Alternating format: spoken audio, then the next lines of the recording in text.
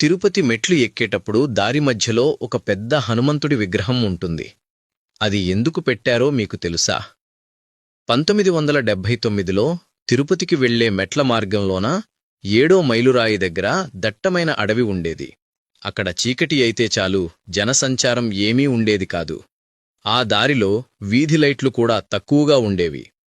ఆ ప్రదేశంలోనే ఒక స్త్రీని దారుణంగా హత్య చేశారు అని కూడా చెప్పుకుంటారు.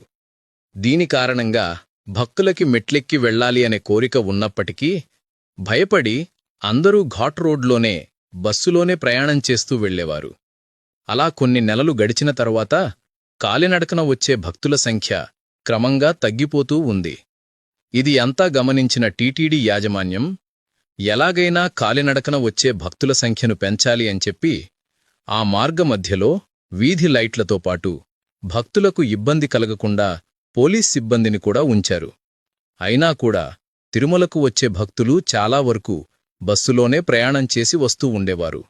ఇలాంటి సమయంలో టీటీడీ ఎగ్జిక్యూటివ్ ఆఫీసర్గా పనిచేస్తున్న పీవీఆర్కే ప్రసాద్ గారు స్వామివారి దర్శనం కోసం, కాలినడకన వచ్చే భక్తుల గుండెల్లో ధైర్యం నింపడం కోసం సరిగ్గా 7వ మైలురాయి దగ్గర ఆకాశాన్ని తాకుతుందా అని అనిపించేటట్టుగా ఒక హనుమంతుడి విగ్రహాన్ని 1980లో రూపొందించారు.